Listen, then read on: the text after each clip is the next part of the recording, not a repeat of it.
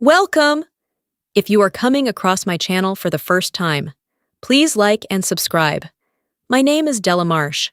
I'm 29 years old, and I smell like pine cleaner and old wood most days because I've spent the last 5 years living on my grandfather's 61-acre property outside Clover Falls, Tennessee, taking care of a man who raised me when nobody else bothered to show up.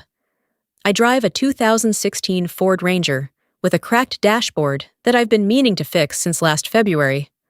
I buy my jeans from the same consignment store on Route 9 that Grandpa Clem used to drive me to when I was 12, back when he'd let me pick out one thing and he'd pretend not to notice when I picked something for him too. I want to tell you about the day I stood in the back of a funeral home in my best blouse, the blue one I iron maybe 3 times a year, and heard my cousin Raelle Sutter tell the woman standing next to her that I was just the help who happened to share the last name, loud enough for me to hear, quiet enough that she could pretend she didn't know I had. That was a Thursday morning in March, and everything that happened after that Thursday is the reason I'm telling this story now. Let me back up 5 years, because nothing makes sense without the beginning. My grandfather, Clement Marsh, everybody called him Clem, was 74 years old when his knees gave out and his doctor used the word degenerative for the first time. He'd been a farmer his whole life, not the romantic kind you see in magazines, the kind with the clean boots and the golden hour lighting, the real kind, cracked hands, pre-dawn mornings, the kind of tired that lives in your bones even after you've slept. He raised cattle, had 22 head at his peak, down to 14 by the time I moved in. He grew hay on the east field, kept a half-acre vegetable garden that fed half the neighborhood, whether the neighborhood wanted it or not. Mrs. Eddens, 3 houses down, used to get squash left on her porch every August, whether she asked or not, and Grandpa would just shrug and say she was too proud to ask, but not too proud to eat. He was right. She always ate the squash. My grandmother, Vera Marsh, died when I was 11. Breast cancer, fast and brutal in the way that disease sometimes is, like it decided to make an example of her. After Vera died, Grandpa got quieter. Not sad exactly. Sounded more like a radio tuned to a station that only he could hear.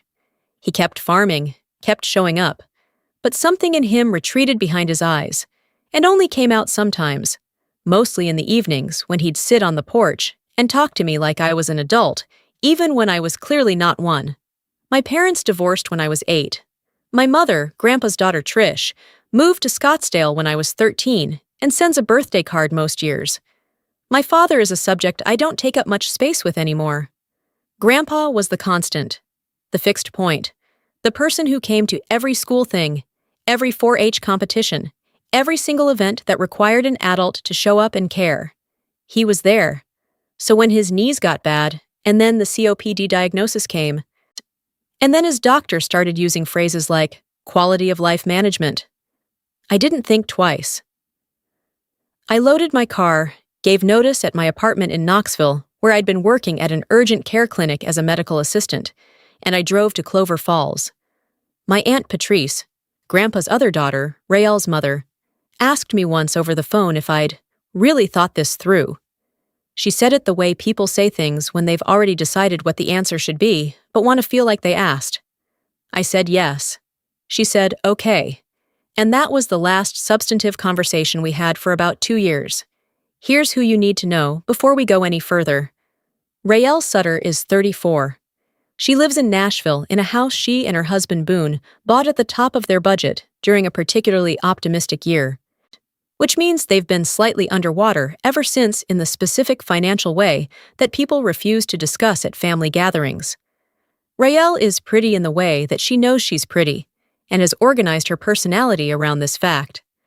She has an online following, around 22,000 on one platform, less on others, where she posts about elevated country living, which appears to mean buying expensive candles and putting them in mason jars and calling it rustic. Her mother, Patrice, is 58.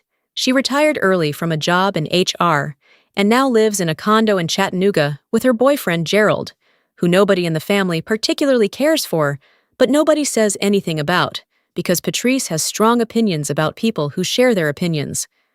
Patrice is a woman who has never once in my memory done something difficult, but has done something loud in response to every difficult thing anyone around her has done.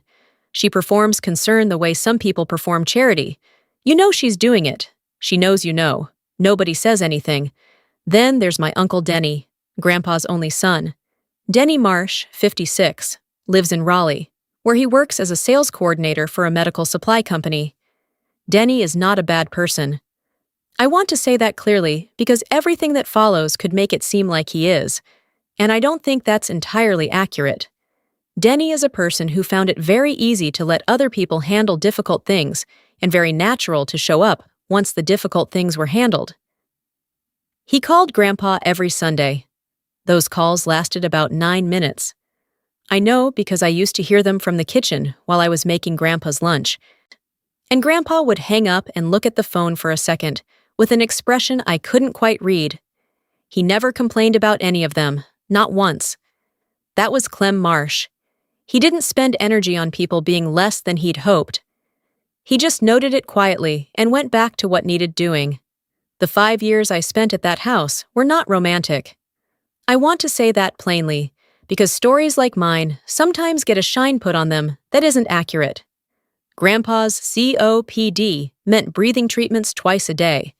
It meant portable oxygen some days, full tank supplementation on bad ones. It meant I learned to recognize when his color was off before he knew it himself.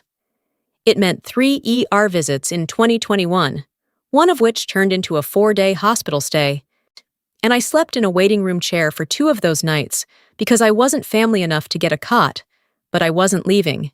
His knees meant he couldn't get up from certain chairs without help. It meant I installed grab bars in the bathroom at 11 o'clock on a Tuesday night because he'd nearly fallen twice and wouldn't tell me until the second time. It meant physical therapy appointments twice a week for a year and a half, 40-minute drives each way, and I sat in that waiting room with my laptop and caught up on whatever needed catching up on. It also meant breakfast at 6 a.m. because Grandpa had kept farmer's hours his whole life and wasn't about to stop. It meant sitting on that porch in the evenings watching the cattle move across the back field. It meant learning things about land and seasons and animals that I never expected to learn and that I would not trade. He taught me to drive the tractor in my second week there. I hit a fence post. He laughed for about 4 minutes straight, the good kind of laugh that comes from the belly. Then he taught me to fix the fence post. I learned to give subcutaneous injections to cattle because the large animal vet, Dr. Pruitt, was 45 minutes away and some things couldn't wait. I learned which sounds the old plumbing made that were normal and which one meant I needed to call somebody fast. I learned that the east field drains slow after heavy rain and you have to check the lower fence line or you'll lose cattle to the neighbor's property and spend 3 hours sorting it out with Earl Gibbons, who is a perfectly nice man but talks at great length about his opinions on soil composition. I also learned Grandpa's stories, all of them. The ones about Grandma Vera. The ones about his own father, who built the original barn with lumber he hauled himself. The ones about the winter of 1987 when he lost 7 head in a bad cold snap and thought they might lose the farm, and how Vera made soup every night that week and never mentioned the money once. Not once, because she knew what he needed and it wasn't to talk about money. Those stories are mine now. Nobody else sat there long enough to hear them. I should tell you about Rael's visits, because there were 3 of them in 5 years, and each one deserves a sentence. First visit, Christmas 2020. She stayed 2 nights. She posted 4 times about reconnecting with roots. She did not change a single oxygen filter or sit through a single breathing treatment. She left a scented candle that gave Grandpa a coughing fit because of his lungs, and I quietly moved it to the barn. Second visit, Grandpa's 77th birthday, summer 2021. She drove up with a store-bought cake, took photos of Grandpa blowing out candles. He had to blow 3 times because of the COPD, posted them with a caption about the men who shaped us, and drove back to Nashville the same day. Third visit, Thanksgiving 2022. This one lasted 3 days. Rael spent most of it on her phone.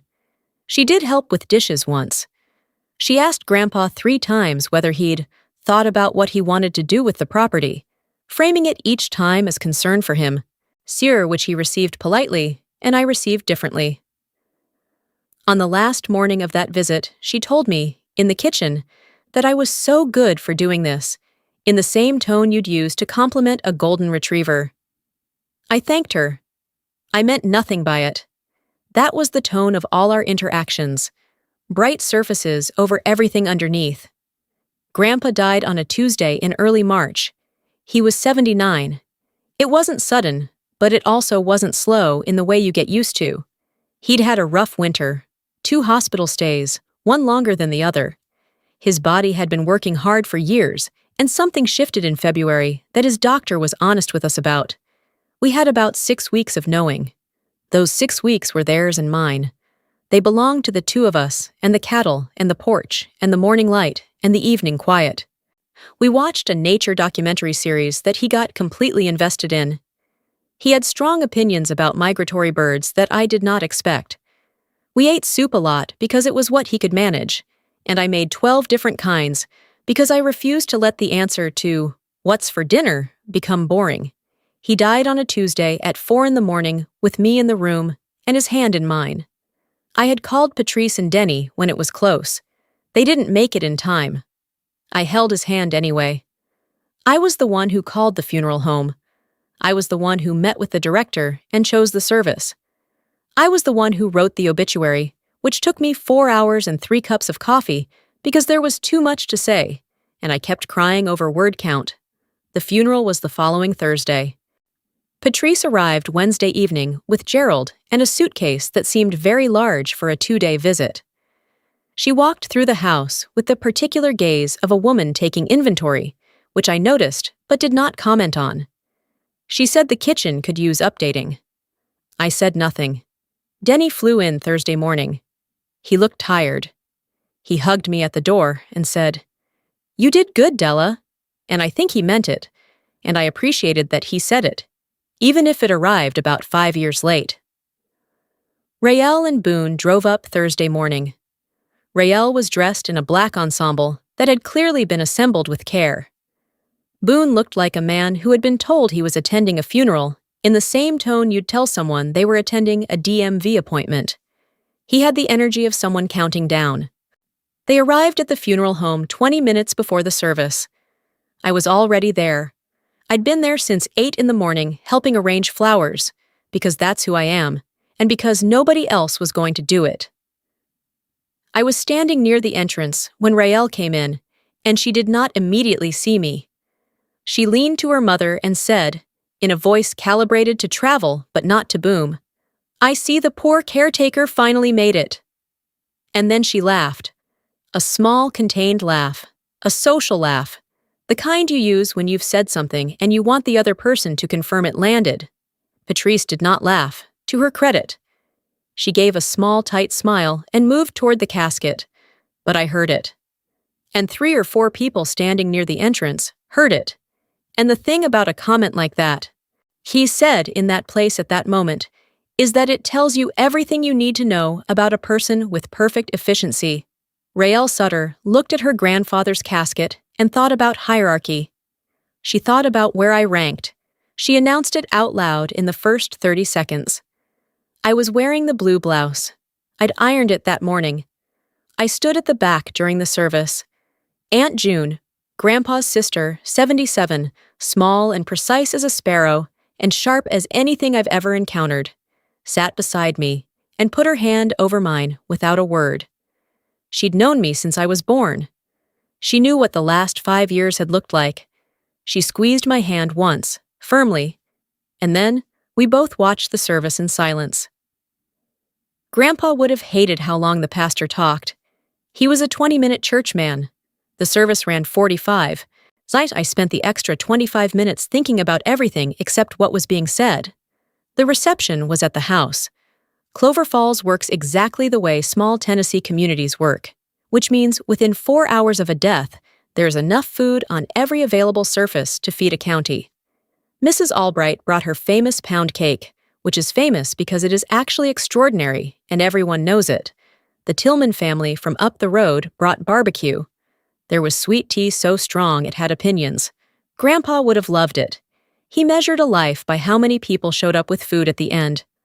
I worked the kitchen most of the afternoon, not because anyone asked me to, but because I needed something to do with my hands, and the alternative was standing in rooms listening to conversations I had no interest in. Raelle did not work the kitchen. Raelle walked through the house. She walked through it the way Aurora did in the story you might have heard before, which is to say, like someone doing a preliminary estimate. She touched the original mantelpiece in the living room. She paused at the window in the dining room that looks out over the east field. She asked Patrice, within my earshot, what the going rate was for agricultural land in that part of Tennessee. Patrice said she'd have to look it up. Raelle said she already had. That's a thing to know about Raelle. She had already looked it up before the funeral. She'd done the research. She had the number. She just wanted to share it with her mother in a way that made it sound casual. Later, Aunt June found me on the back porch. June doesn't gossip. She shares information with surgical precision when she determines it's necessary. She determined it was necessary to tell me that Raelle had contacted a property management company in Nashville 3 days before the funeral. Not a realtor, a management company, which meant she wasn't just thinking about selling. She was thinking about what to do with the property if she kept it. 3 days before we put Grandpa in the ground. I stood on that porch and breathed the cold March air and thought about Grandpa's cookie jar. He kept a rolled 20 in the bottom of it. Under the Werther's candies, he pretended he didn't eat, because he said every house needed emergency cash and emergency candy, and ideally, both at once. That cookie jar was sitting on the counter inside, while Raelle was calculating rental yields. The contrast was the kind that settles into your chest and doesn't leave. Denny found me next. He came out to the porch, looking like a man rehearsing something. He was warm, warmer than usual, and he put his arm around my shoulder in a way that was meant to feel brotherly, or fatherly, or some kind of comfortable, and said, "Dell, I've been thinking." He called me Dell when he wanted something. I've known this since I was 9. He said Grandpa would have wanted things handled fairly. He said the property was valuable, more valuable than most people realized, and that a sale made sense for everyone. He said he'd looked at land prices in Clover Falls on his phone, not just today, but over the past week apparently, and he had a rough number in his head. He said he thought splitting proceeds 3 ways was the right thing. 3 ways. Him. Cite Patrice, Raelle. He said this to my face. He didn't include me in the 3 ways. I am Grandpa's granddaughter, his daughter Trish's child, my mother, who lives in Scottsdale and sent flowers to the funeral because she had a conflict she didn't specify. In Denny's 3-way split, I was not away. I was apparently someone who had already received her portion in the form of 5 years of room and board. That was the implication.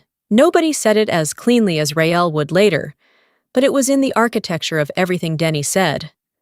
I told him I'd think about it. He nodded, like that meant yes, and went back inside. By the time the reception wound down, Raelle and Denny had found each other the way people with aligned financial interests always find each other, which is to say naturally and quickly, and without anyone officially organizing it. They stood in the living room and agreed without asking me a single question that a spring listing made the most sense, that the furniture and farm equipment could be auctioned, and that a local estate company could manage the contents. I washed dishes in the kitchen and listened to all of it. Then Raelle came to find me.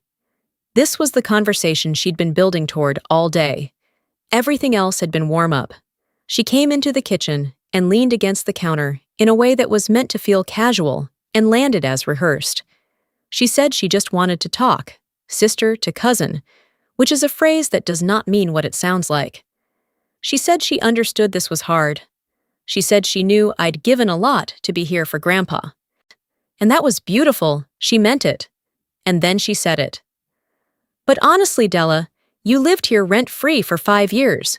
You had a home, utilities, everything covered. That's not nothing. That's actually a lot. Most people would consider that the inheritance. She said it kindly. She said it the way you explain something to someone you've quietly determined is not very smart. She said it like she'd practiced it enough that the sharp edges were worn down, and it just sounded like common sense. I looked at her. I thought about the 4 a.m. nights when his oxygen alarm went off and I came running.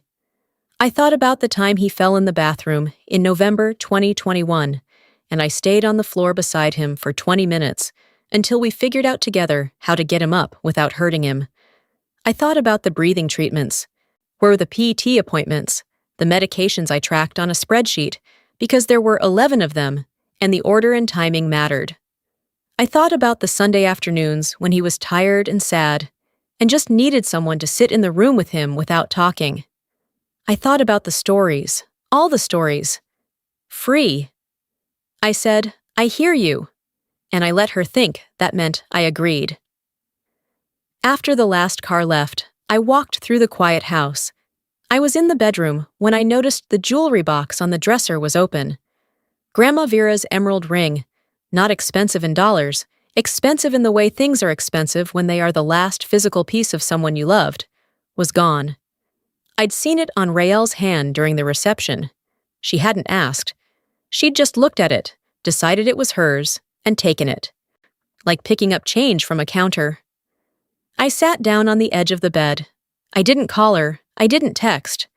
I went to the kitchen, made tea, sat at Grandpa's table, and opened my phone.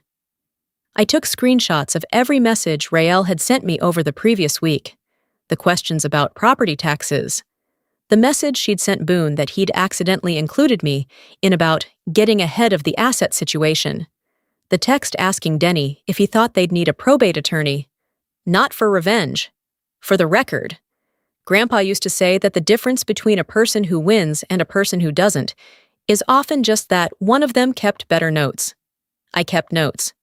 2 days after the funeral, a Sunday, grief came the way it comes when you've been busy, all at once, when you're doing something unremarkable.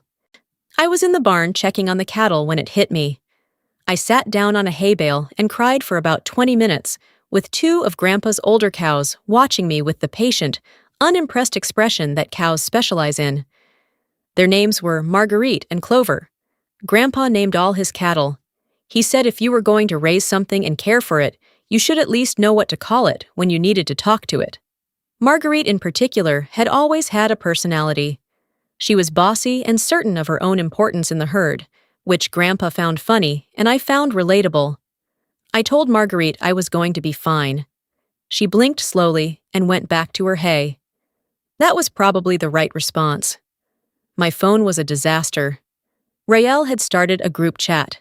She'd called it Marsh Family Estate, Future Planning, which is the kind of name that tells you everything about who's running the meeting. She'd added Patrice, Denny, Boone, and 2 cousins I hadn't spoken to in years. She had not added me initially. I was added 2 hours later, which I suspect was an oversight she noticed. The chat was already 37 messages deep by the time I looked at it Sunday morning. Rael had sent Zillow links, comparable sales in the county, an article from a Nashville real estate blog about rural Tennessee land values trending upward. Denny had contributed 3 thumbs-up emojis, and the phrase, "makes sense to move on this." Boone had sent a screenshot of something from an auctioneer's website with the caption, "might be worth looking into for the equipment." Neither Rael nor Denny had asked about a will. Neither had contacted the estate attorney. They were planning the disposal of something they didn't yet know they didn't control. I read the entire thread. I didn't respond to a single message. Monday morning, I got a call from Harold Fitch. Harold Fitch has been practicing estate and property law in Clover Falls for 31 years. He is 64 years old, drives a tan Buick that is approximately as old as his law degree, and has an office above the hardware store on Main Street that smells like wood polish and old paper. He keeps a dish of butterscotch candies on his desk. He speaks slowly and deliberately in a way that makes you feel like every word has been selected from a very careful list. He told me the will reading was scheduled for Wednesday morning at 10. He reminded me that as executor, I would need to bring any financial documents I had organized. He used the word executor. I told him I had bank statements, the property deed, the cattle records, and a file of loan documents I'd gathered from Grandpa's desk. He paused one beat. The loan documents. Good. Bring those. Then he told me there was something else I needed to know, something he'd share in full on Wednesday, but that I should be prepared for a conversation that would likely be surprising even to me. I asked what he meant. He said, "Your grandfather was a thorough man. Let me take you back 22 months, because that's when the real story actually starts. It was a July evening. Grandpa and I had finished dinner. Pork chops, green beans from the garden, cornbread that I'd actually managed to get right after about 14 attempts, and he asked me to sit back down at the table when I started clearing dishes. He said he needed to tell me something. I sat. He poured 2 small glasses of the bourbon he kept for occasions. He almost never drank it. When he poured it, it meant something. He told me he'd been to see Harold Fitch that week. He'd updated his will. He wanted me to know what was in it, not for me to do anything with the information, but because he was going to ask something of me, and he thought it was fair to tell me why. He told me he was leaving me the house. He was leaving me the 61 acres. He was leaving me his savings account at First Community Bank, $287,000, put aside over 40 years by a man who grew his own vegetables and bought his boots resoled twice before he replaced them, and never once in his life paid full price for anything he could wait out. He told me he was leaving Denny nothing. So, because Denny had borrowed $31,000 over the years, in increments that seemed reasonable at the time, and had never repaid a single one, and there were signed agreements in his desk drawer for every transaction. He told me Patrice was getting his mother's quilt and a silver-framed photograph of their parents' wedding, and that was it. And he hoped she'd understand. He told me Rael was getting his grandmother's Bible and a carved wooden box he'd made himself in 1989. Sentimental, meaningful, not land, not money. And then he told me why. He didn't make a speech about it. He wasn't a speech man. He just said, "Trish left. Denny takes and disappears. Patrice means well, but she hasn't been here once in 3 years. You came when I needed someone to come. That's all it is. Land goes to the people who love it enough to stay on it." I started to say something about how I didn't do it for any of that. He held up his hand. "I know," he said. "That's why. I didn't sleep that night. Not because of the inheritance. Because he'd had to say it out loud. He'd had to put it in a legal document with a lawyer present. He'd had to protect it. He'd had to build a wall around a thing that should have been obvious, because the people who should have been there weren't. And he knew they'd show up at the end looking for their share. He knew. He'd planned for it. He asked me not to tell anyone. He said, "Let them be who they are. It'll be clearer that way." I kept that promise for 22 months. Wednesday arrived cold and clear. The kind of March morning where the sky is a blue so sharp it almost hurts. I wore Grandpa's favorite flannel over a clean button-down. It was too big on me. He was broader in the shoulders, but I rolled the sleeves and wore it anyway because it still smelled faintly like the cedar chips he kept in his closet. I drove to Harold's office. His Buick was already in the lot. I went up the back stairs, the ones that creak on the 4th step, regardless of how carefully you place your foot.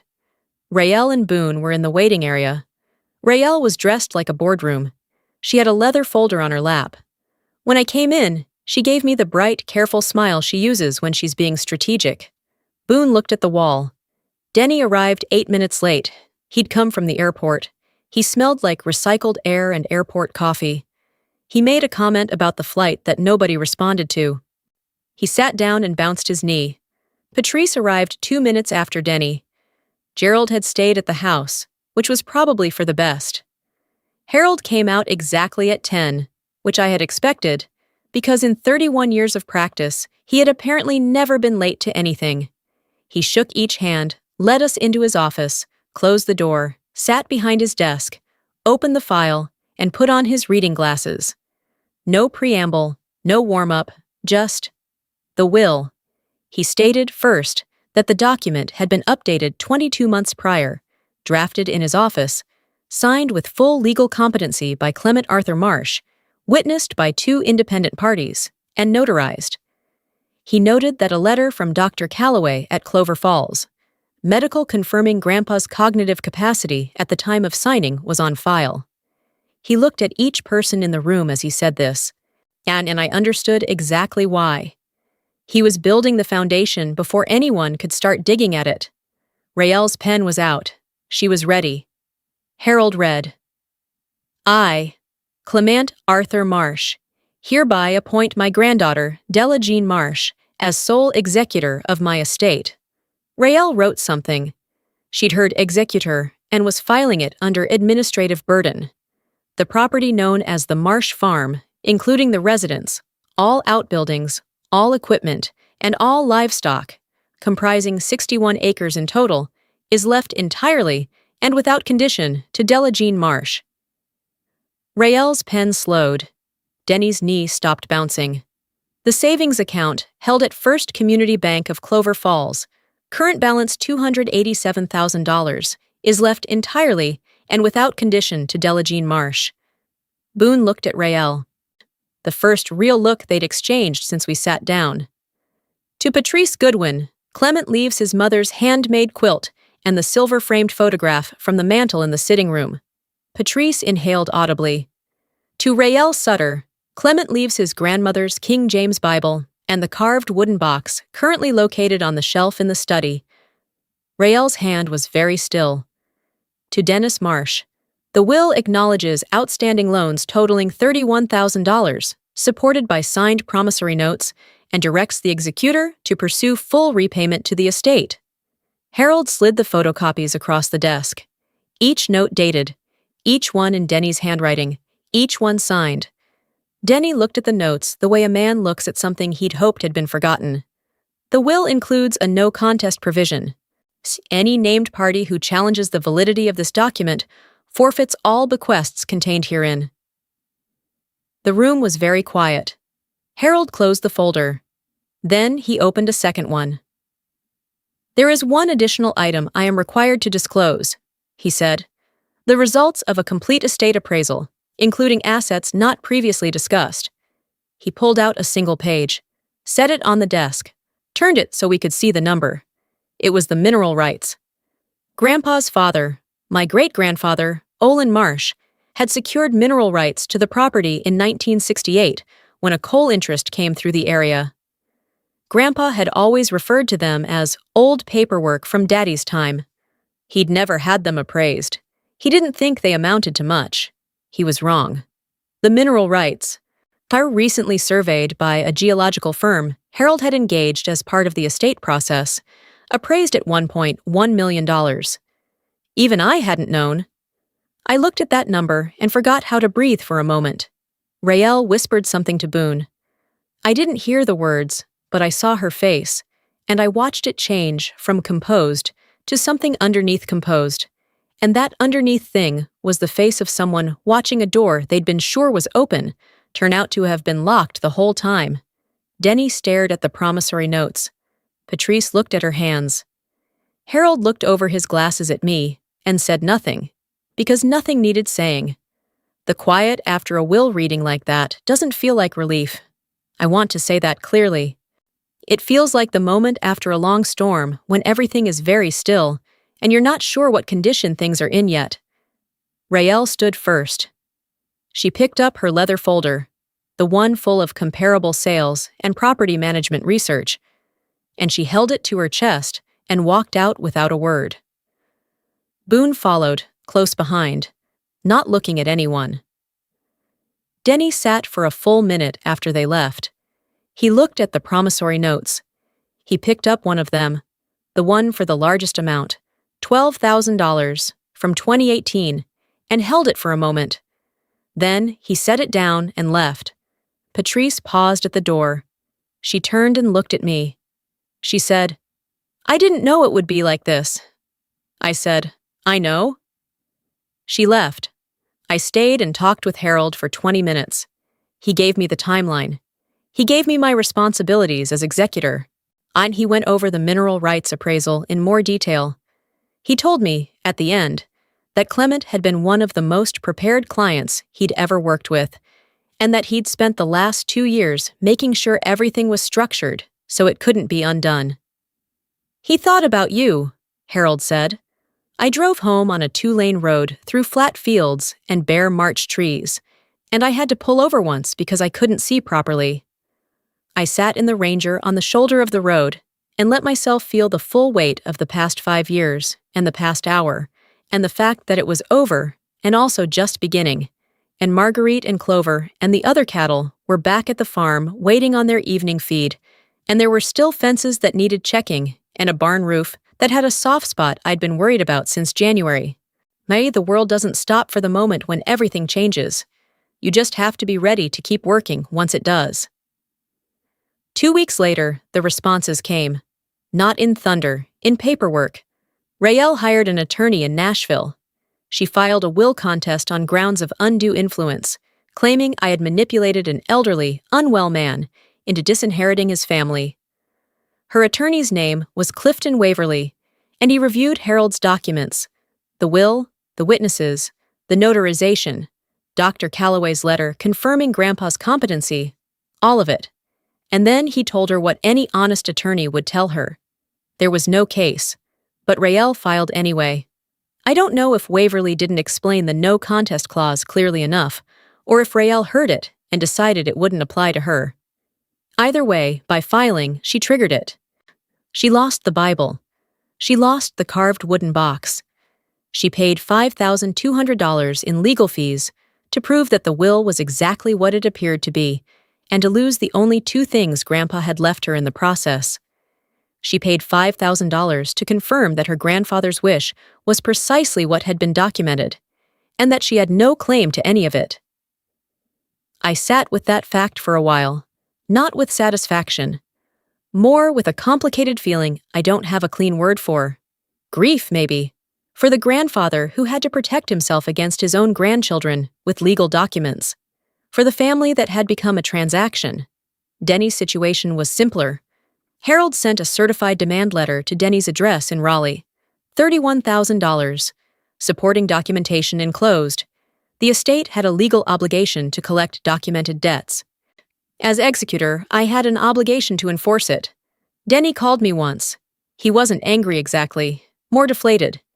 He said he'd hoped the notes wouldn't come up. I told him the notes were on file and the estate had to follow the law. He said he understood. He said he'd work out a payment plan with Harold.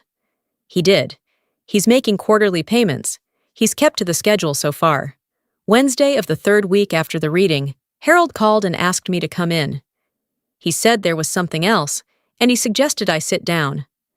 I've learned to sit down when a lawyer suggests it. He told me about the envelope. 5 weeks before Grandpa died, a package arrived at the farm. I had been in and out of the house doing chores, and I remembered the package, vaguely. Grandpa had received it, looked at the return address, down and taken it to his bedroom without saying anything. I'd forgotten about it in the busyness of everything else. It was from Raelle. Inside were pre-filled power of attorney documents that would have given Raelle legal authority over Grandpa's financial decisions. She'd arranged for a mobile notary service, someone who would drive out, witness his signature on site, and file the paperwork. She'd done the entire thing by phone and mail. She hadn't visited. She hadn't come to sit with him. She hadn't made the drive to Clover Falls to look him in the eye.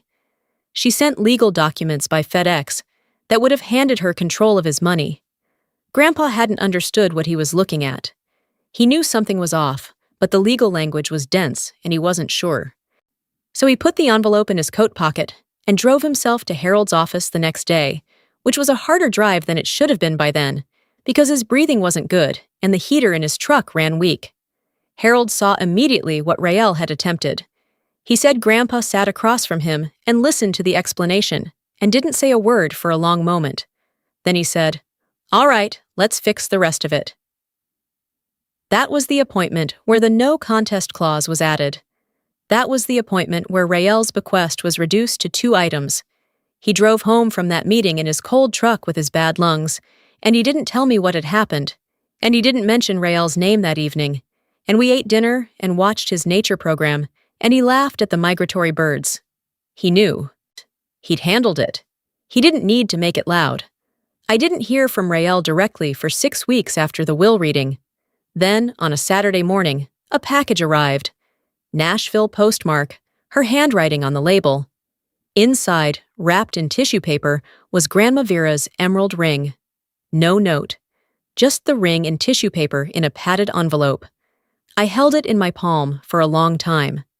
Harold had sent a formal estate inventory letter the week before. Every item removed from the premises was documented. The ring was listed. The letter requested return within 14 days or further legal action would be considered. Rael could have fought it. She could have claimed it was a gift, claimed Grandpa had offered it, claimed anything. She had the stubbornness for it. I'd seen that clearly enough. She didn't. She mailed it back. So no note means, I have nothing to say that helps me. No note means, I know what I did. No note means, I'm done because I have nothing left to fight with. I put the ring back in Grandma Vera's jewelry box, in the velvet slot it had sat in for 40 years. I set the box back on the dresser.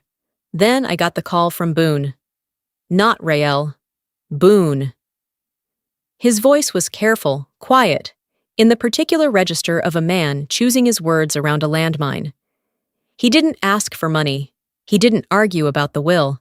He said he wanted me to know he was sorry about how things had gone. He said things at home had been hard for a while, and the situation with the estate had brought some things to the surface that had already been under the surface. He said, "She was counting on this more than you probably knew." He didn't elaborate. He didn't need to. The elevated country living on social media, the house bought at the top of their budget, the trips and the purchases, and the brand deals that hadn't grown the way she'd hoped. It was scaffolding. The whole thing was scaffolding over a gap, and the inheritance was supposed to close the gap. I thanked Boone. I meant it. I hung up. A week later, a mutual friend in Nashville texted me. Carefully, kindly, because she's that kind of person. She said she'd heard Rael and Boone had separated temporarily. That the house was on the market. That the life she'd been showing online had gone quiet. I didn't respond to that information with satisfaction. I responded to it the way you respond to something you'd predicted and still hoped wouldn't happen. Like watching weather roll in that you'd checked the forecast on all week. I put my phone down and went out to fix the east fence line. Here is what spring on that farm looks like. By April, the hills go a green that doesn't quite look real. That impossible saturated green that Tennessee gets for about 6 weeks before the heat bleaches it down. The fields come back. The cattle spread out across the back pasture, the way they do when they've been cooped up by winter, and the world has suddenly opened up again. Marguerite reasserts her authority over the other cattle every spring, as if she's been thinking about it all winter. She probably has. The barn needed paint. I painted it.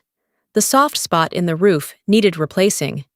I called Earl Gibbons' nephew, who does roofing, and he fixed it in an afternoon and told me about soil composition at length, and I listened and even found it interesting, which surprised me. Satin, I had the mineral rights formally surveyed and evaluated by 2 separate firms. The number held. I started the process of leasing a portion of the rights, a surface-respectful arrangement that doesn't affect the farmland, that brings in regular royalty income. The first check arrived on a Thursday. I was sitting at Grandpa's kitchen table when I opened it. I cried. Not from the amount, though the amount was significant. From the fact that my great-grandfather had stood on this land in 1968 and had the foresight to sign a document, and my grandfather had kept that document in a drawer for 50 years without knowing what it was worth. And it had passed to me because I stayed. Patience across generations. That's a kind of inheritance, too. I thought there'd be a final confrontation, a scene. The kind of moment where everything gets said and everyone understands. That's not how it went. Real consequences don't announce themselves. They accumulate. Rael had the will contest fail. She had the no contest clause take the Bible in the box. She had $5,200 in legal fees. She had Boone in a temporary situation, a house listing, a social media presence that had gone quiet. She had the certainty, documented in Harold's files forever, that she had attempted to gain power of attorney over a dying man by mail, without visiting, and that this fact was the proximate reason for her disinheritance. She knows that. That file exists. That is her situation. Denny has his payment plan and his quarterly checks to Harold, and the knowledge that the money he borrowed and never planned to repay became a documented estate debt instead of a forgotten kindness. Patrice has the quilt. She has the photograph. I don't know if she thinks those are fair. I've made my peace with not knowing. Raelle requested a meeting in May. She drove up from Nashville on a Thursday afternoon. I made coffee. We sat on the porch in two of Grandpa's old chairs, the ones he'd had since before I was born. She didn't apologize. I want to be clear about that. She didn't come to apologize. She came because she'd cycled through every other option, and she wanted to know if there was any version of any of this that could still work in her favor. She asked about the mineral rights. Then she asked if I'd considered some kind of family arrangement regarding the royalties. I said I hadn't. She asked about the farm itself, whether I'd considered partners. I said I hadn't. She looked at the fields for a while, the hills, the cattle moving slowly across the back pasture, and then she asked the question I'd wondered if she'd ever get to. Why did he choose you? Not accusatory, quieter than that, almost genuinely wondering. I said, because I was here. She looked at me. I said, that's all it was. I was here. She left an hour later. I watched her car go down the gravel drive and turn onto the county road. Marguerite appeared at the fence line and regarded me with her steady, accessory gaze. I know, I told her. She blinked and went back to the grass. I've been thinking about what Grandpa would say about all of it. He wasn't a man who spoke in maxims usually. He thought people who talked about wisdom a lot were usually substituting talking for doing.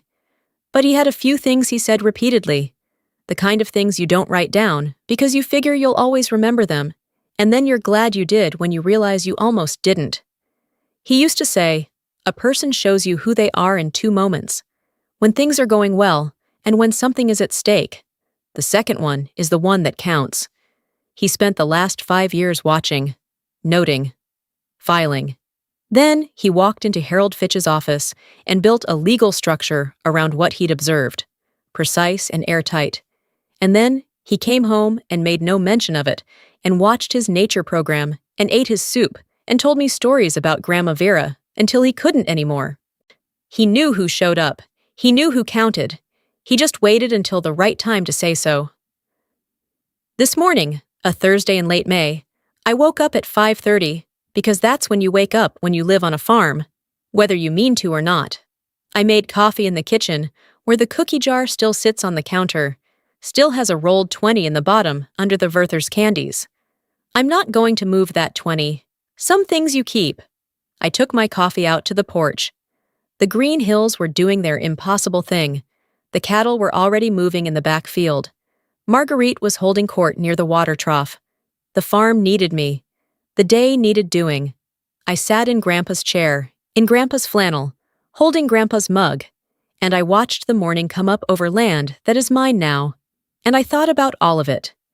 And I thought about him. He was right about one thing above everything else. Loyalty isn't complicated, it's just rare. And it turns out, it's worth more than you think. Not just in dollars, though it turns out, it's worth a great deal in dollars too. But in the thing that actually matters, in the life that you end up living when you stayed. Thank you for being here. If this story stayed with you, there are more waiting. Go ahead and find the next one. I'll meet you there. Don't forget to smash the subscribe button and please.